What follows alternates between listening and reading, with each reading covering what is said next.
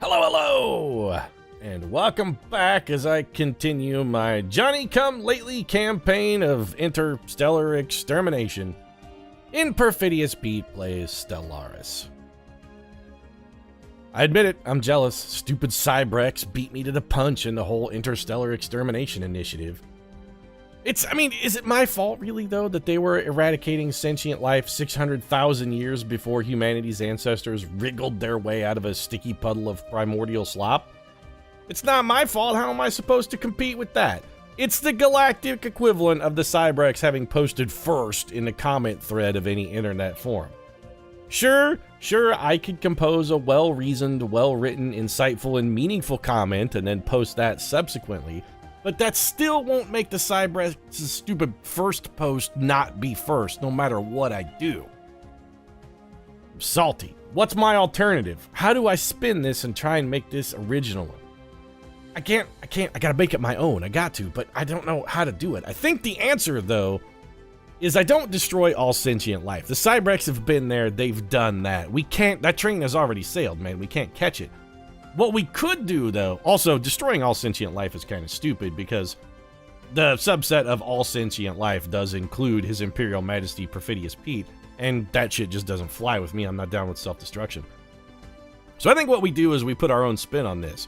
We twist it a little bit, and instead of destroying all sentient life, we destroy all sentient non-human life. Because the Cybrex, they never did that.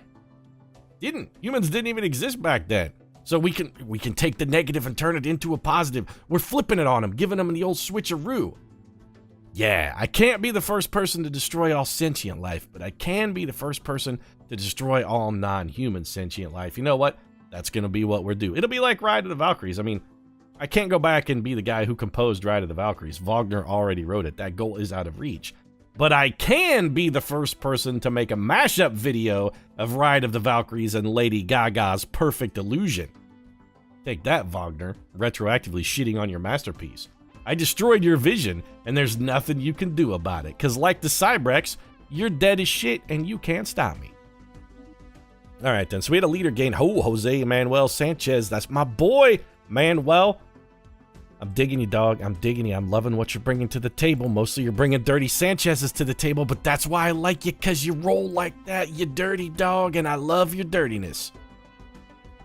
So science ships are still sciencing. We're rolling along here, just playing at normal speed. I like to start a little slow early just to keep an eye on it. There's a little more micromanaging in the early game than you ultimately get in the late game. For instance, we just completed construction here.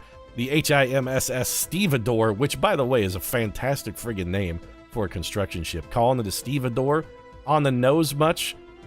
What's next? You gonna call a spade a spade?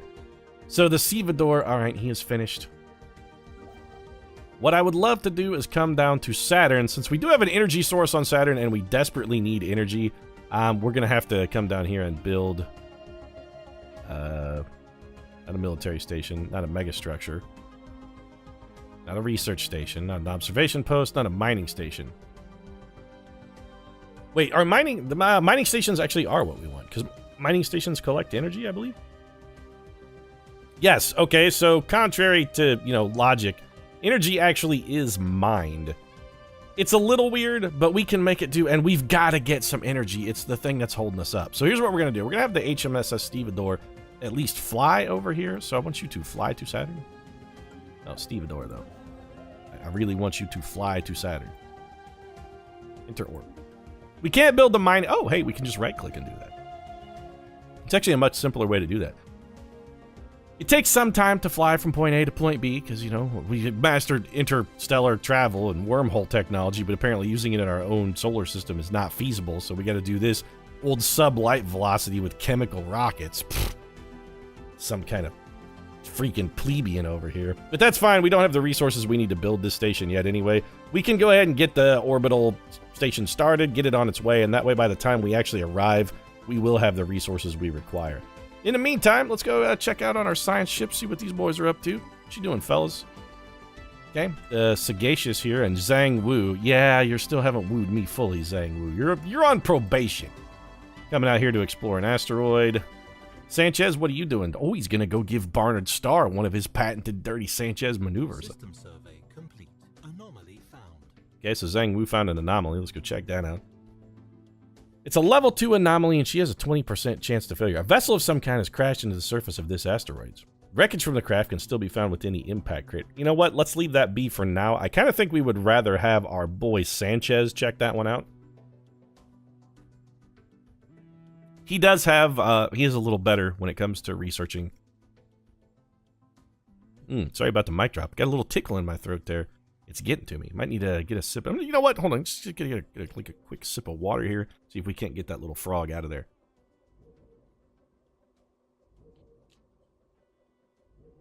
Ah, better. All right, then. Sanchez, still rolling the galaxy. Oh, the sagacious. Why are you idle?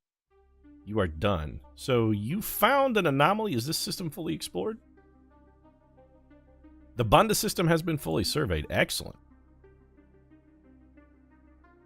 So we got another anomaly here, V4. We don't want to investigate that. So Bunda 2, what have you got in your system? You have... Wow, this place is a dump, man. Bunda 2 is not abundant in anything. It has one planet that's going to produce 2 minutes. Like, it has one mineable asteroid. What a dump. Alright, well, I mean, they got the one mineable asteroid. It ain't great, but it's something. Let's get you over here to go survey Procyon. And let's get back to work. How's our construction ship doing? Are you there yet, Stevedore? We need you to have arrived. Are you in orbit? No, go to the Stevedore. It's not in orbit. Come on, get in orbit, dog. These chemical rockets you're using to power yourself about the system, these are not good, bro.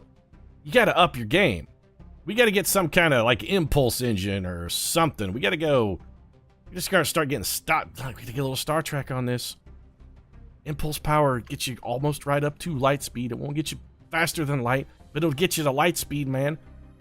Light speed between Jupiter and Saturn, even when they are at, like, apogee here, or as far apart as possible, it's still got to be, what, like 20, 30 light minutes? It took you a month and a half to fly across the solar system, man. That is an unacceptable rate of travel.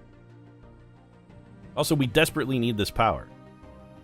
Speaking of things we desperately need, let's take a look. Okay, so Barnard Star has the potential for power and minerals. That's good. I'm thinking we may dispatch our boys here over to Barnard Star. Alpha Centauri doesn't look great. We do have some societal research that could be conducted on Sirius because we found a intelligent civilization, or not intelligent necessarily, but we found some life there.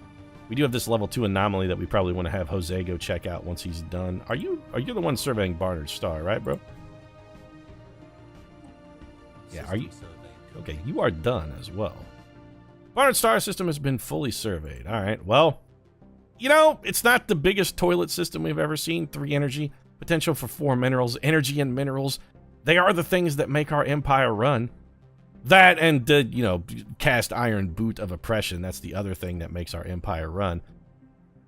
So, man, well, why do you still have a... I thought you were better at researching these anomalies. I thought, you know what? I don't care. If you have a smite failure risk, but that's fine. Go out there to Bunda and get this done. Go check it out. Go see what's out there.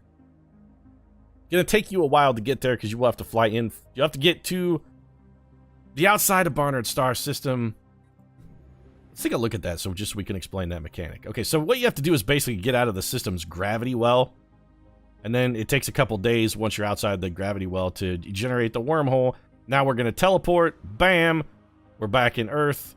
Here from Earth, we're going to do exactly the same thing. We're going to go to the wormhole station. We're going to get outside the gravity well. And bam! Then we're going to teleport to our target destination.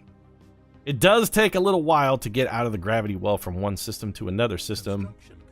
But once you have a pretty good wormhole network established, wormhole travel is really, really, really fast. So, core construction is complete. We've got our energy facility up and running. This is brilliant. I think what we're going to do here is also just fly over to Callisto. No, not the... stop. No, Trailblazer.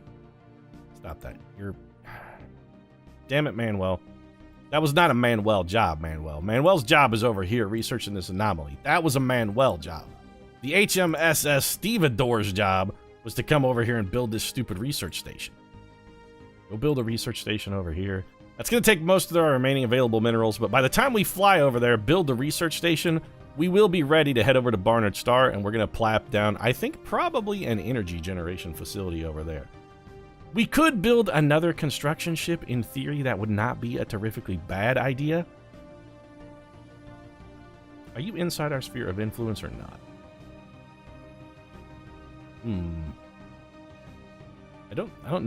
That's one thing. It can be a little bit tough to tell sometimes with the way the map is oriented in Stellaris. I believe Sapir is inside. Okay, they are inside our area of influence. We can only harvest the materials from systems that are inside our little sphere of influence. So we want to try and get our sphere of influence to grow as fast as possible. Speaking of influence, by the way, how's our science doing? Not our science ship. How's our actual technology doing? Precursors, the Cybrex. Okay, we gotta recover some Cybrex artifacts. Yeah, because how else are we gonna do that sweet, dank mashup? Huh? I need the mashup. I want to hear Ride of the Valkyries and Lady Gaga together at last. Finally. If that's not a thing that exists, by the way, somebody needs to go make that be a thing that exists. I want to hear a mashup of Lady Gaga and Wagner. Okay, let's crank up the speed a little bit. Get things going a little bit faster. I want to get some research done. Again, I like to run it a little slow in the early game because this is where the game tends to be sort of the most micromanagey, where you want to keep an eye on things. Kidding me, Jose. I let you give me the dirty Sanchez. This is the dirty Sanchez right here, Sanchez. I expect you to come out here and then you find something miraculous to be the trailblazer that your ship is named after, and then what do? You come out here to investigate some crater, and its braking thrusters failed, and the probe smashed into the wreckage ship of another center of the crater. Come on, Sanchez, you gotta do better than that, man. Don't do me dirty like this. Don't be my dirty Sanchez. I mean, in a bedroom, that's a different matter. I kind of demand that you be my dirty Sanchez in that particular... But that's the only place, Sanchez. So we got Altair and Sapir are our last two potential exploration targets. And after that, we're going to have to try and expand our sphere of influence a little bit. Okay, what's this? Traditions. We have enough unity to adopt a new tradition. Okay. Well, let's take a look at this. Traditions are something new to me. Utopia, the last time I messed with Stellaris in any significant level, the Utopia expansion was not out yet, and these things did not exist. So let's start taking a look and see what sort of things we've got. So expansion doctrine, I like. Colonization fever. Colonization fever seems to have gripped the populace, and their enthusiasm and patriotic fervor grow for every new world claimed by our colonists. Capital buildings now produce an additional 1 unity. Okay. Courier network. Effect on increased addition cost caused by number of colonies is reduced by 33%. A new life. Population growth speed increased by 10%, and colony development speed increased by 50%. Both of those seem pretty good. Reach for the stars. The frontiers. Can we pick these? How do we pick one? Oh, we have to adopt. Okay, gotcha. So we have to adopt one. We must expand our civilization to new system planets at a risk of eventual extinction. New colonies start with an additional 1 population. Adopting all expansion traditions increases our core sector systems by 2. In addition, we will unlock 1 ascension perk slot. Interesting. Okay, what's domination? War demand cost to subjugate other empires is reduced by 25%. We get plus 20 to acceptance when diplomatic subjugating other empires. Intriguing. Adopting all domination traditions will mean that technology is shared between us and our subjects. Any technology that another party does not have will receive a plus 30% research speed bonus. In addition, we will also unlock 1 ascension perk slot. I don't know, domination seems okay, but I do want to dominate the galaxy, but I don't want to just incorporate them into my empire. I want to not dominate, but eradicate. Those goals seem at cross purposes. I mean, not necessarily cross purposes, one follows the other, but why dominate if you can just go... Why dominate then eradicate if you can just go straight to the eradication? You cut out the middleman. No better indicator of success or failure of a star nation than the strength of its economy. Mining build station cost is reduced by 33%.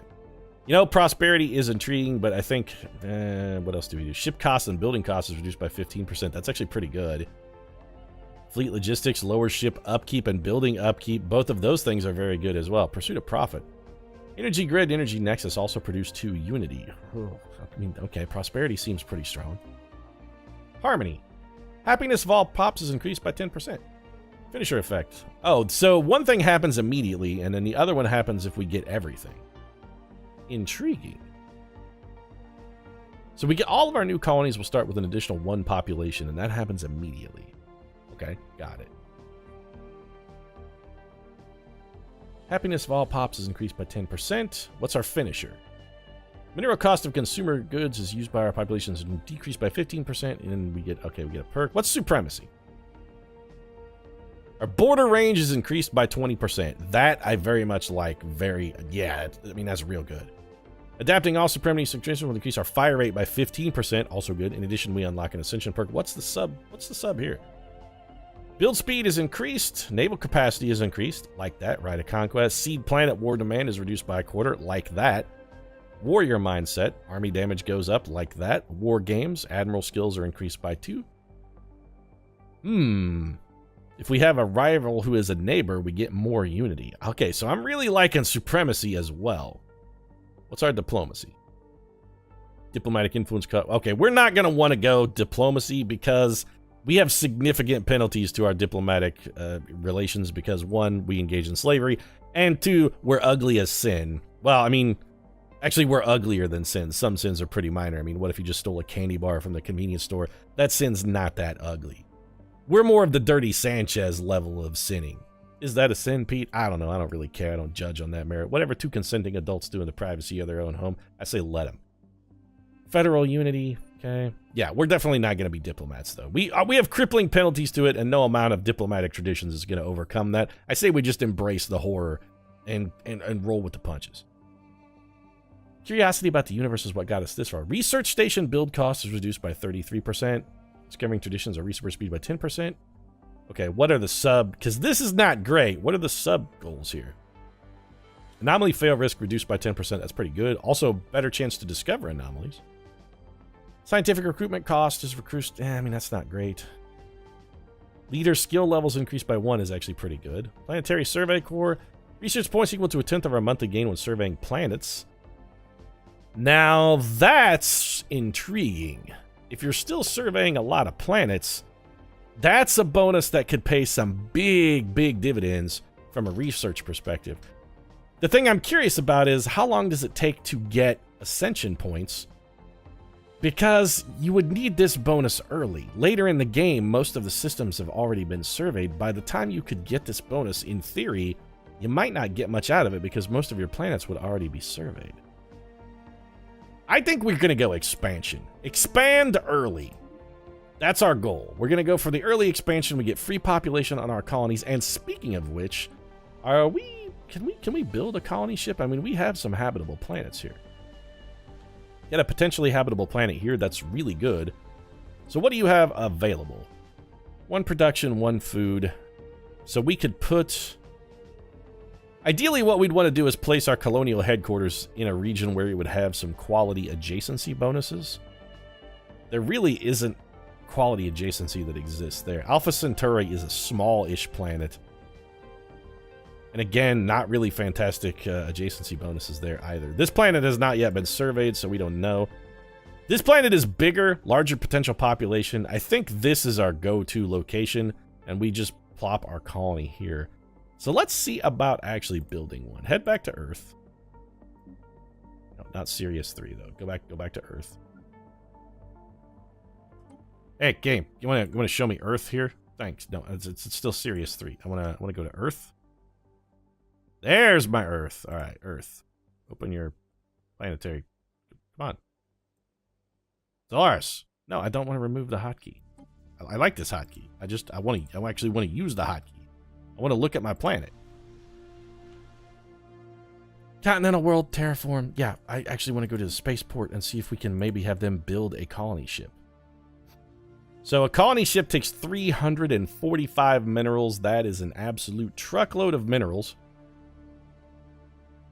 We're going to have to do it, though. I mean, ultimately, we will need a colony ship. So I think we probably start saving our pennies for a little colonization. We're going to need it. We want to also try and colonize systems that are going to help us expand our borders because we only get so many colony ships.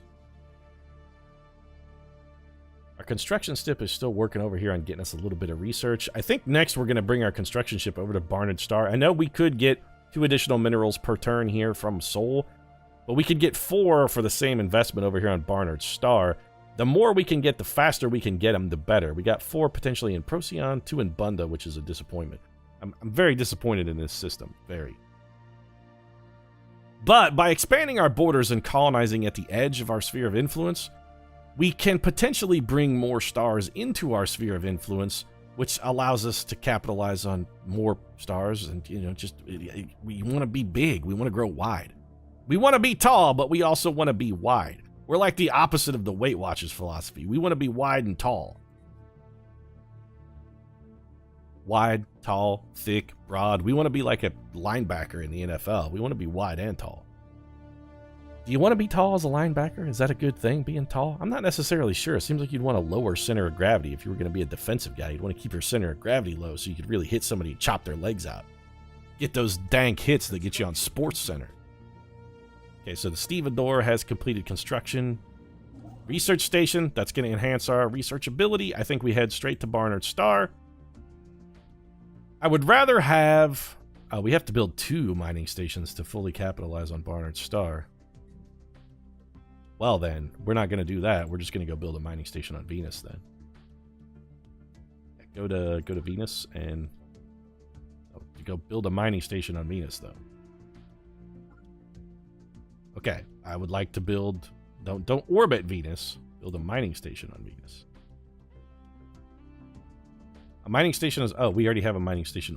I'm the world's dumbest man. What we would like to do then is go build a mining station on 2 Palace on the... yeah, okay. Pete, you're real dumb. You should learn to read. Greed means you're already hard. Yeah. It's been a while since I played Stellaris. Give me a little slack here. Cut me a slack. A little bit of a break. Well, Procyon is not a fantastic system. Okay, so the Sagacious, let's have you come over here and survey this system. We're running out of potential planets here, guys. We need to get our borders to grow. Construction is complete. Yes, we knew that. And system is surveyed. We knew that as well. I'm a little disappointed in what's going on. Hey, what's going on over here in Sabre? Let's keep an eye on Jose. Still a little salty about Jose, by the way, due to his failure. Sapir 3. Okay, so we got a gas giant with some real energy potential. Found an old barren world, lies within the Peterian Empire space. Of course it does. Soon all things will lie within the space of the Peterian Empire. That's our ultimate goal. Just gonna sit back and watch this Manuel. We're gonna watch the man work. Man, he's surveying like a champ, though. Look at him go. What we really need to do is get Manuel a faster ship. We want something with a little speedier drive. I'm kind of tempted to build another construction ship. I hate having idle ships, but building another construction ship takes 95. This would really let us, like, blanket. Yeah, we got to do it. Anomaly found. Okay, so okay, Wu found an anomaly. What did you find here? Briefly detected some unusual energy readings emanating from this moon. Might have been a glitch in our systems, or it might have been a sign of something more. Or it's not a moon at all, Wu. It's actually a space station. Did you ever consider that? Research that shit. Find out whether it is in fact a moon or a space station. I gotta know for sure. Okay, so our construction is complete. The Stevedore has built. You know, the rate with which the Stevedore is accomplishing its goals kind of makes me leery to build a second. Procyon, you just have 2 2s. I'm trying to maximize the method in which we're going to obtain resources, and we're going to need power. So let's go to Barnard Star. All right, Stevedore, come to Barnard Star, and, well, you need 90. Okay, we got to wait a month here. There we go. Go build a mining station. We're going to need that power. We could build another construction ship, but we need a colony ship really before we're going to be able to do that. So we're going to dismiss some of these. Okay, Wu is over there doing a little bit of research. The Trailblazer is doing nothing because he's out of stuff to do. Get over to Altair then. Go survey that. We can survey systems that are outside our, like, sphere of influence here. The sphere we can actually sort of exploit. Research complete. Ooh, good. All right.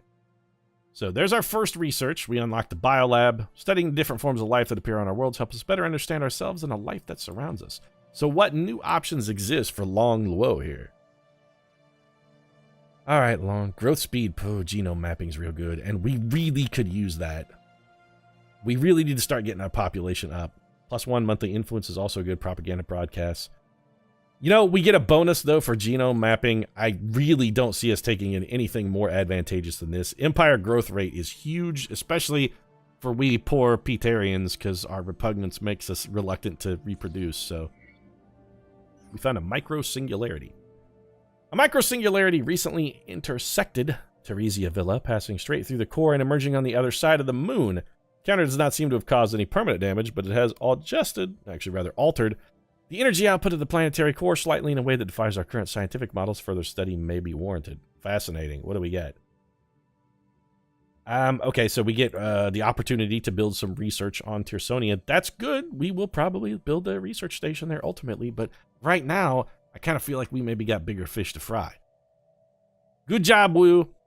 You know, Sanchez, you're supposed to be my go-to guy here, Jose, but I gotta say, when it comes to researching the anomalies, Wu is the one who's currently wooing me, whereas you, not really blowing my hair back, Sanchez. You're 0 for 1, dog. Granted, it's not a huge sample size, but it is a sample size.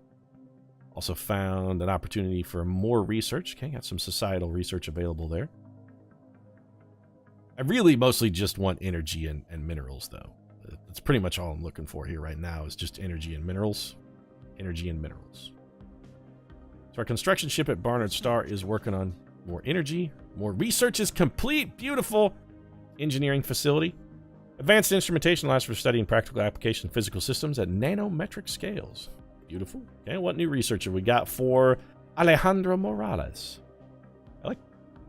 So powered exoskeletons. You know what? Army damage is not great, but an extra 5% minerals is surprisingly... It's surprisingly tempting. We could build a mining network too, or upgrade our existing mining networks. It does make their maintenance costs go up slightly, and it does up our mineral storage capacity. Both of these are actually good. So if we upgraded to mine... Actually, does this automatically upgrade our mining networks, or do we have to upgrade them ourselves? I don't recall. I think we have to upgrade these ourselves. An extra 5% minerals is nothing to sneeze at, but I think we go... Let's do geothermal fracking first. Just because, you know, frack that shit. That's why. We're going to be fracking these planets, man. Pete's exploiting their resources. I'll frack them up real good. Anomaly found. Another, okay. So, Jose discovered. All right, Sanchez. Well, I mean, I was going to give you a shot at redemption, dog, but look. Yeah, level 3 anomaly. Large impact craters discovered does not seem to be a natural occurrence. Well, I'm going to blame that on the Cybrex. I mean, it was probably them. We're just going to leave that be for now. Keep surveying. Got to get enough minerals for a survey ship, for a colony ship. Need that colony. Got to expand our borders.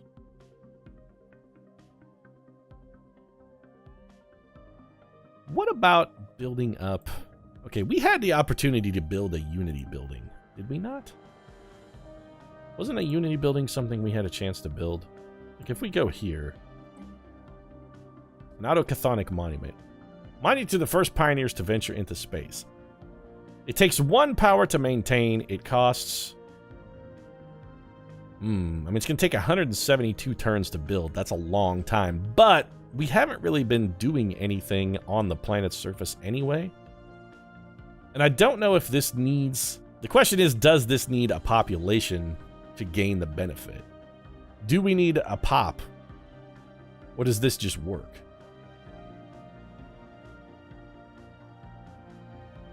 If we knew the answer to that question, and the answer was no, I would go ahead and start building this monument. Would I rather have research, or food, or 1 mineral? I mean, we could build this right now.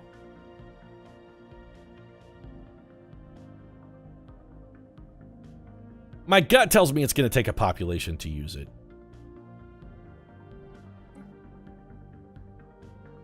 I really wish it told me whether or not. I mean, all of these other ones, the tooltip looks exactly the same, and all the other ones also take a population. I'm going to assume that that requires a population in order to work. So you know what? No, we're going to pass. How long until we grow again, by the way? We're very close to getting some growth here. Beautiful. We'll pass on the monument. I think what we will do, though, I do feel like it's definitely time for us to build another construction ship. We've got the minerals, and by the time we travel from one spot to another here, by the time this construction completes and we get to where we need to be to do more construction, I think we'll have enough minerals to build another mining station, so we'll be good. Could go ahead and dispatch the Sapir as well. Alright, we're going to kick the speed down to normal for just a moment. Let's see how our minerals look at the end of this construction period. We're getting 17 a month. That's pretty good. Okay, construction complete. The Stevedore completed the construction of a mining station around Barnard Star. That ups our power. I think we're just going to have you move to here, Stevedore. I want you to move to Barnard Star. Inner orbit. Just fly out there. By the time you get there, we'll probably have enough minerals to build another mining station. But you know what? I think that's going to have to wait for next episode. If you enjoyed this one, feel free to drop a like down in the comment section. Support really does mean a lot. If you'd like to see the thrilling, I guess, construction of the mining station around some random chunk of rock orbiting Barnard Star, might consider subscribing as well. Post new episodes of Stellaris every single day. Right now, thanks very much for watching. Sun never sets on the Peterian Empire. Mostly because, I mean, technically the sun never sets on any planet, assuming it's orbiting a sun. All of ours do, so we're good. Thanks very much for watching. I'll see you again soon.